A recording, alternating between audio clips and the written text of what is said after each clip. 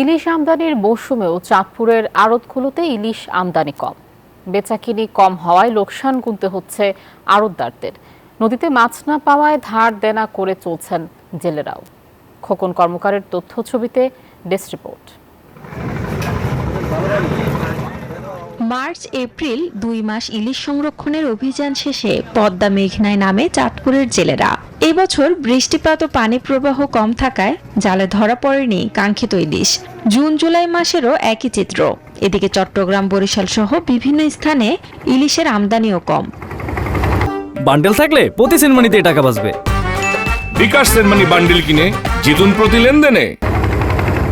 বিগত বছরের তুলনায় চাঁদপুর বড় স্টেশন মৎস্য অবতরণ কেন্দ্রের আড়তগুলোতে এবার মাছ আমদানি অনেক কম হওয়ায় বিপাকে পড়েছেন জেলে মৎস্য ব্যবসায়ীরা।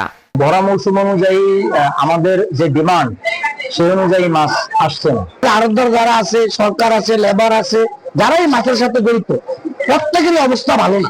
শ্রমিকরা জানান পরিবার পরিজন নিয়ে দিশেহারা তারা। সরকারের কাছে জেলেদের ন্যায় মৎস্য কার্ডের দাবি তাদের। আমাদের যে মৌসুমায় দিনে আমাদের ইলিশ নাই, 2 মাসের অভিযান অবসরণ ডাক্তাইনি ধরা বন্ধ। ওই সময় আমাদেরকে সরকার সুযোগ দিয়ে টাকা না, আমাদের কোনো অনুদান দেয় না। ব্যবসায়ীরা বলছেন অন্যান্য বছর 7 থেকে 800 মন পাওয়া গেলেও এবার মিলছে 60 থেকে 70 মন ইলিশ। দামও তুলনামূলকভাবে বেশি বলে অভিযোগ তাদের। আমার মাছও খুবই কম থাকার কারণে দামটা অনেকটাই বেশি। মৎস্য বিভাগ জানিয়েছে নদীতে মাছ কম থাকায় মাছের আমদানি কম। তবে কিছুদিনের মধ্যেই চাঁদপুরের আড়তগুলোতে ইলিশের আমদানি বাড়বে বলে প্রত্যাশা মৎস্য বিভাগের।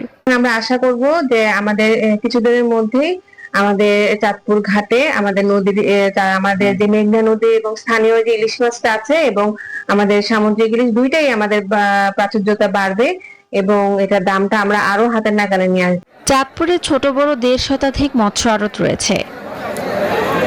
Desk report, news 24।